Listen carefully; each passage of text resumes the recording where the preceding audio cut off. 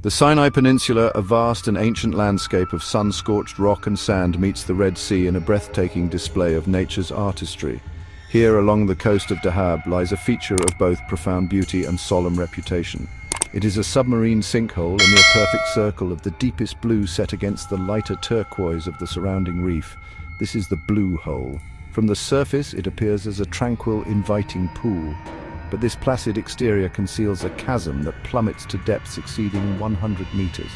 It is a geological marvel, a vertical cave that has become a siren for those who seek to test human endurance against the ocean. Its notoriety is whispered among the global diving community, a place spoken of in tones of reverence and caution. The walls of the chasm are sheer, dropping into an abyss where sunlight struggles to penetrate. At a depth of around 52 meters, a magnificent archway opens out to the sea, a natural cathedral that beckons divers to pass through its majestic span. It was this very ambition that brought a young Russian-Israeli diver, Yuri Lipski, to its shores on a clear day in the year 2000. He arrived not merely to witness its beauty, but to conquer it. The morning of April 28, 2000 dawned bright and clear over the Gulf of Aqaba. The conditions appeared perfect: calm seas, excellent visibility, a seemingly gentle invitation into the depths. Yuri Lipski prepares on the rocky shore, his movements purposeful and focused. He is dressed for a standard recreational dive, not an extreme technical setup. A single tank of compressed air on his back, a standard buoyancy control device, a small video camera mounted on his helmet. This was more than a dive, a performance, a record-setting attempt he believed he could make. He was about to step off the edge of the world. Camera rolling, Yuri begins his descent. The initial footage is serene, almost hypnotic. The water is a brilliant, translucent blue. The shallow reef that rims the hole teems with life. Sunlight filters down in shimmering curtains, coral formations lit by shafts of light. Small fish dart in and out of crevices. He checks his gauges, his breathing is steady. He signals to his camera. Confidence. Moving gracefully through the water column, leaving the sunlit world behind, venturing into the great blue void below. The world above, its sounds and warmth, begins to fade. Yuri Lipski's dive plan, if one could call it that, was flawed from its very conception. The most glaring and catastrophic error was his choice of equipment. For a dive planned to a depth of around 100 meters, he carried only a single standard-sized tank of compressed air. This is the kind of tank a recreational diver might use for a shallow dive of 45 minutes. At the extreme pressures found at depth, a diver's air consumption increases dramatically. The air in his tank, which would have lasted for a considerable time near the surface, would be depleted with astonishing speed. It was a completely inadequate supply for the journey he was attempting, leaving no margin for error, no margin for delay, no margin for emergency. Compounding this critical mistake was the gas mixture within his tank. He was breathing ordinary compressed air oxygen, roughly 21%, nitrogen, roughly 79%. At the immense pressures below 60 meters, nitrogen becomes powerfully narcotic. This phenomenon, known as nitrogen narcosis, has an intoxicating effect on the human brain. It impairs judgment, slows reaction times, induces confusion or euphoria. On the shore of the Blue Hole that day was a man who understood its dangers better than almost anyone. Tarek Omar is a local diving legend, a veteran technical diver who has spent years exploring the Blue Hole's deepest recesses. He was a guardian, a man who recovered more than 100 bodies from the depths. His experience gave him an almost intuitive sense when a diver was unprepared. He had seen bravado and overconfidence cause tragedy, and he recognized the warning signs with a heavy heart. When Tarek saw Yuri preparing, he felt unease. He observed Yuri's setup, single tank recreational gear, and the goal of reaching the bottom. Tarek approached as a peer, offering life-saving advice.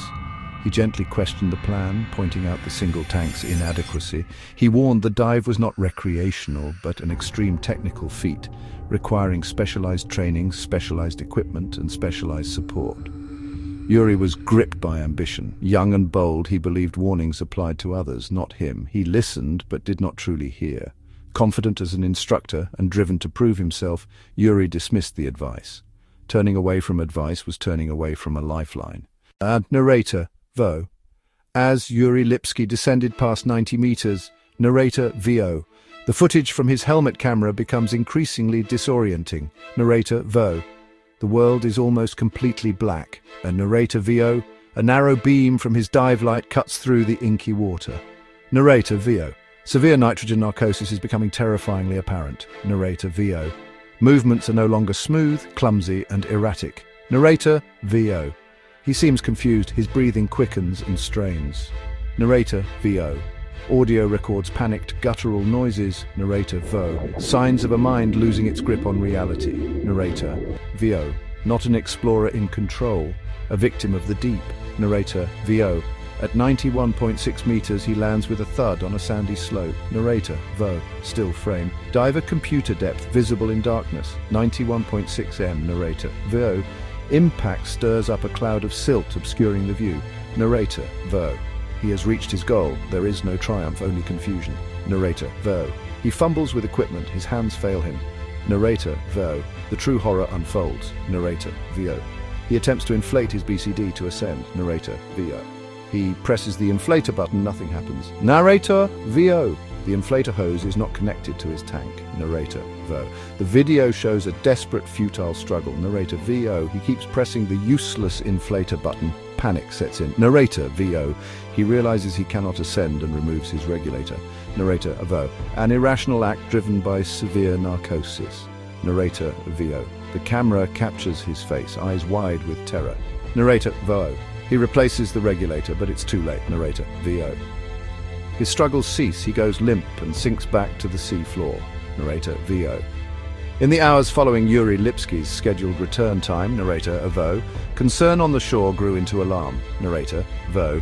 When a diver fails to surface, narrator Vo, especially after announcing such a dangerous plan, narrator Vo, the diving community's response is swift.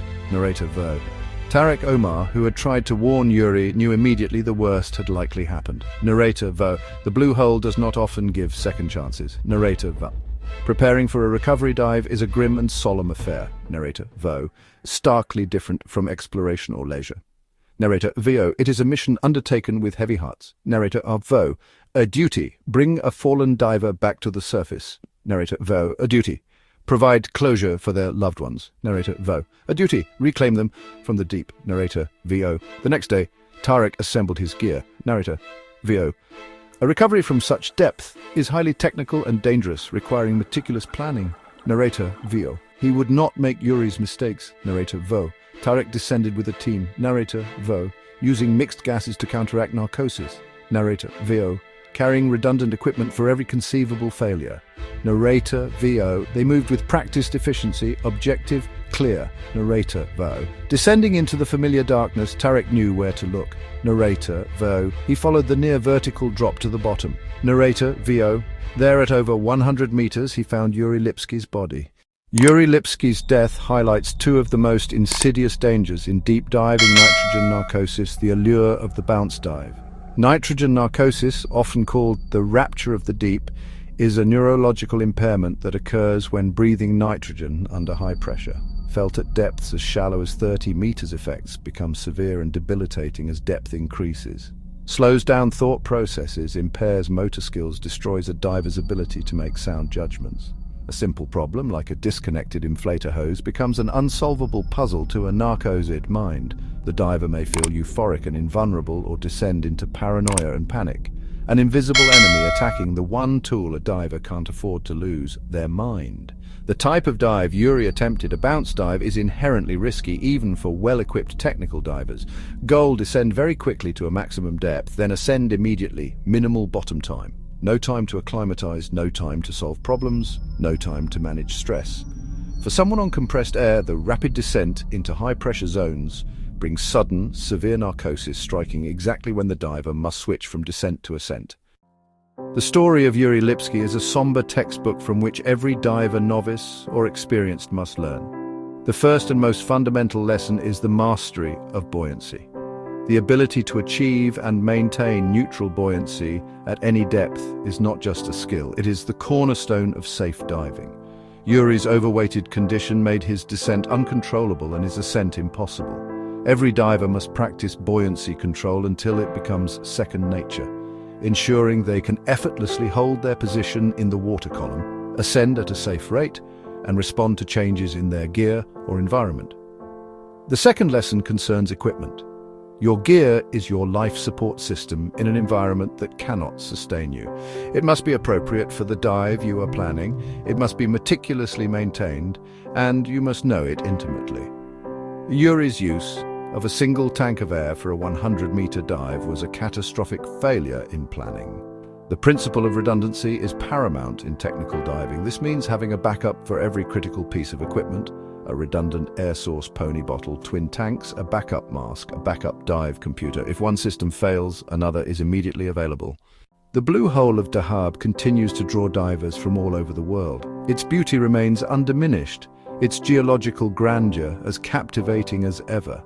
On the cliffs overlooking the water, memorial plaques have been placed, humble tributes to the many divers who, like Yuri Lipski, lost their lives in its depths. These memorials serve as a constant, silent reminder of the site's dual nature, a place of wonder and a place of consequence. They remind us that for every breathtaking descent, there must be a safe ascent. The goal of any dive is not to reach the bottom, it is to return to the surface. Yuri Lipski's tragedy, immortalized by his own camera, has become one of the most powerful teaching tools in the history of diving. His story is not told to frighten people away from the water, but to educate them about the profound responsibility that comes with exploring it. It illustrates, in the most visceral way possible, the catastrophic chain reaction that begins with poor planning and overconfidence. It is a lesson paid for at the highest possible price. We, as human beings, are explorers by nature, but exploration must be tempered with knowledge, preparation, and a deep, abiding respect for the environments we seek to enter.